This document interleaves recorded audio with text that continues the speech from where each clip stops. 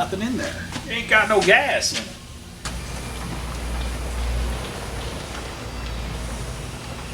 Oh, pour it all over it.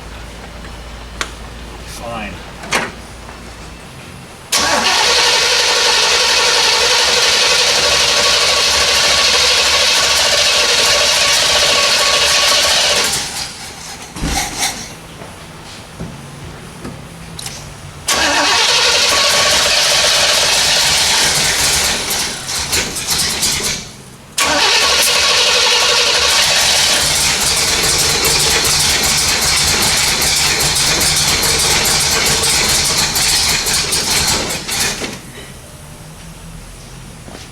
Congratulations, you made it worse.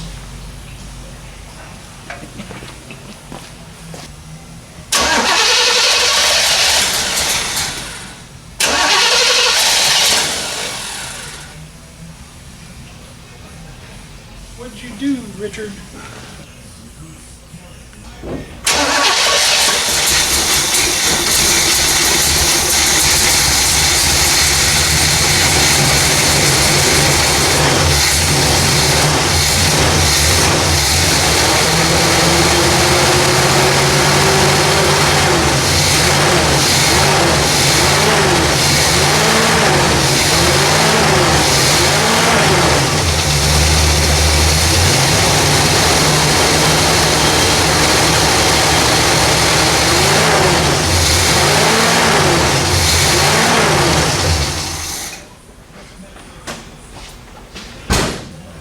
Alright, 60 psi oil pressure, that's a good start. I did end up putting a new capillary tube in because the plastic one was crumbling on me. I don't like plastic capillary sending lines for the oil pressure. They have a tendency to catch cars on fire and destroy engines, so I prefer the copper capillary tubes. Top off all our fluids. I know our oil's good. Let's get our power steering topped up, get our coolant topped up. We'll be moving forward.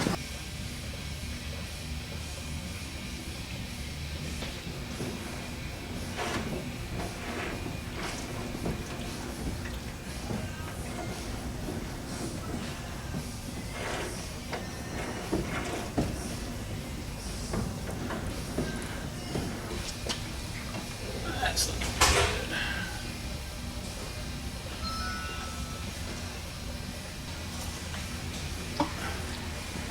So when your power steering fluid gets low, or drained, like it was for me because I had it disconnected, you want to fill up the system, take the wheels off the ground, rotate the steering wheel back and forth 10-15 times, top off your fluid again, do it again, and then that'll bleed the majority of the air out of your system. That way when you fire it up, it doesn't have that cavitation noise, that power steering pump whine, which can actually damage your power steering pump. It's not a good noise, so it can be prevented. We are full on our coolant. Engine oil looks good. Trim that so that I don't bleed. See if it'll fire up. Don't know if it will.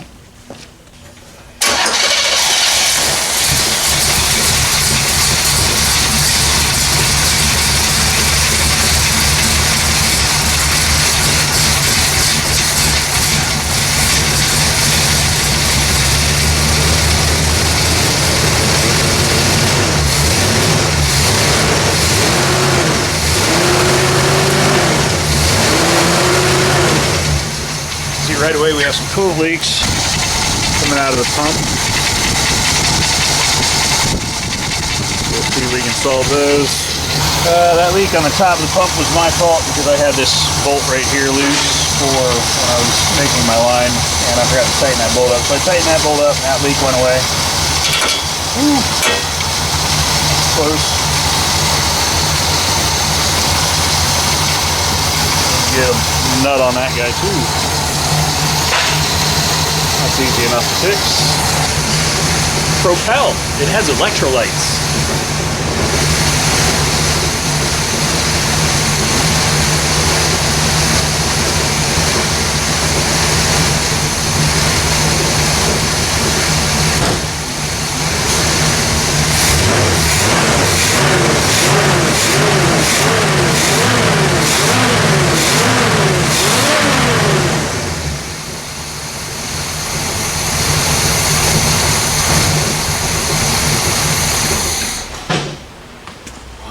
good start.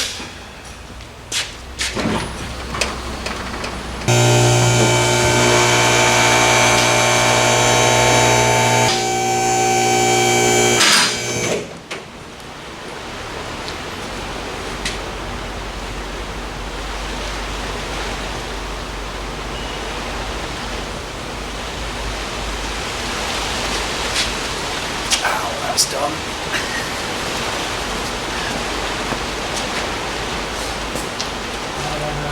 think I forgot to tighten up my heater hose because it's leaking a little bit. But I'll go ahead and hang my brake pad, my brake drum, my wheel on so we can get this thing out of the wreck. I got another vehicle I got to get in here for today. Got an alignment to do. Coming in from out of town, although it's raining really bad, so I don't know if the race cars are going to show up today. So we'll get this thing out, get my truck in here so I can work on it, and get this thing over on the alignment rack so I can lock down chassis components. But hey, making headway, that's what we do.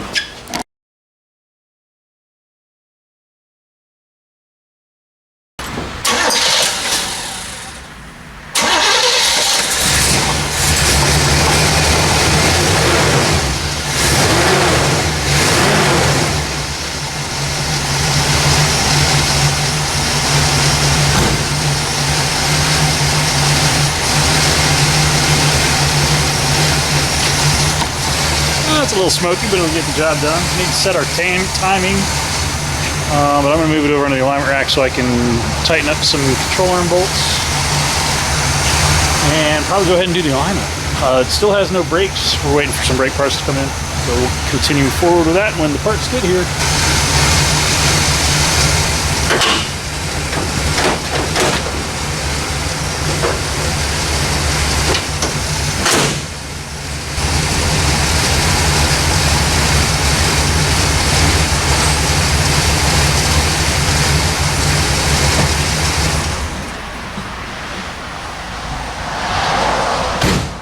After I fix the clutch pedal.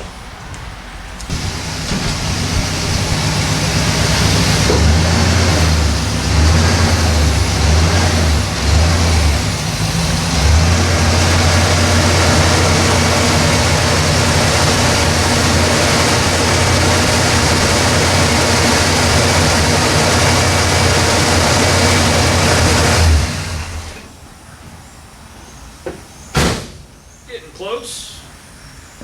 Closer at any rate.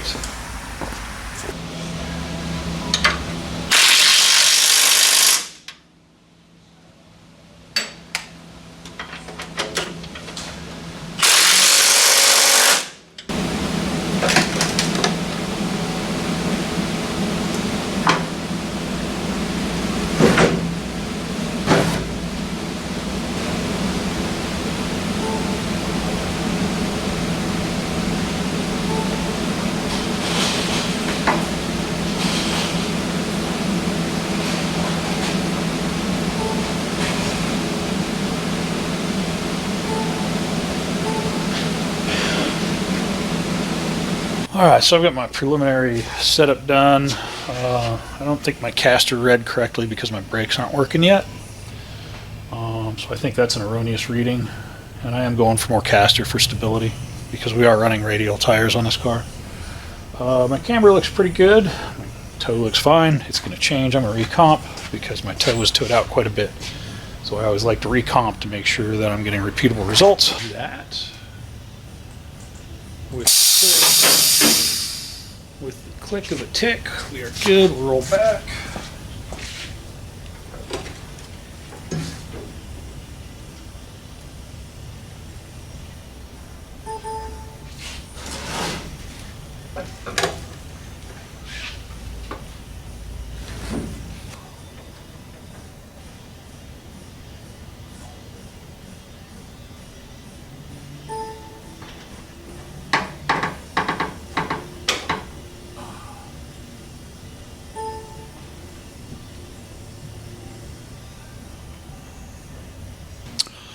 So after my recomp, I'm showing cross caster at 6.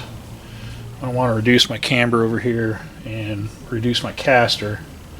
So if I take a 1/8 inch shim out of the back and add it to the front, that should go down, that should go up. Probably put us close to where we want to be, and then I'll go ahead and get the brakes done so that I can get an accurate caster reading after that, because I think that wheel on the passenger side is rotating when I sweep the caster, and I don't trust that reading.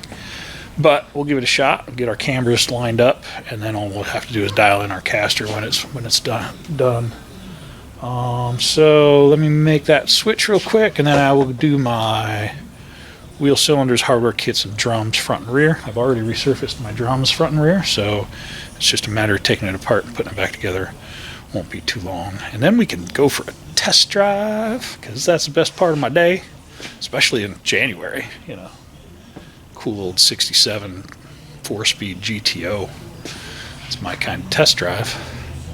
Alright, well, moving that 1/8 inch shim from the back to the front brought me closer. It took me a little too far on the caster, but my camber's close.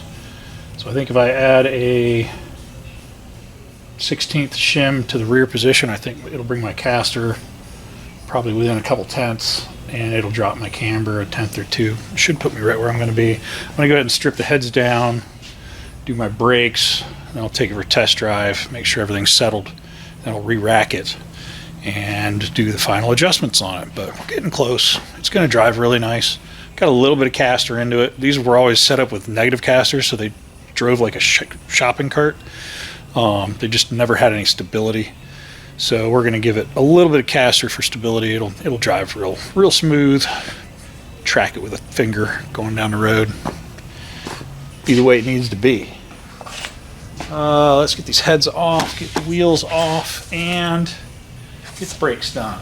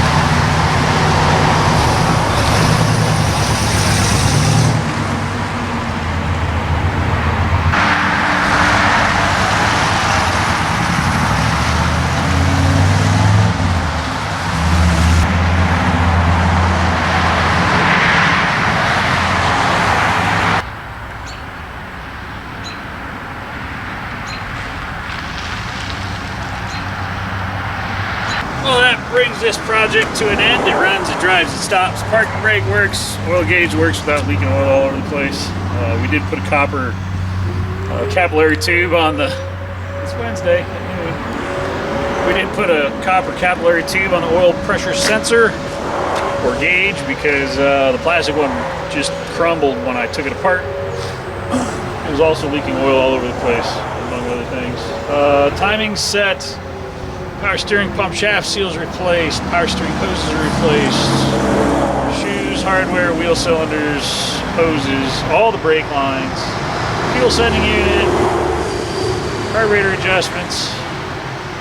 Clutch. Pressure plate. Throwout bearing.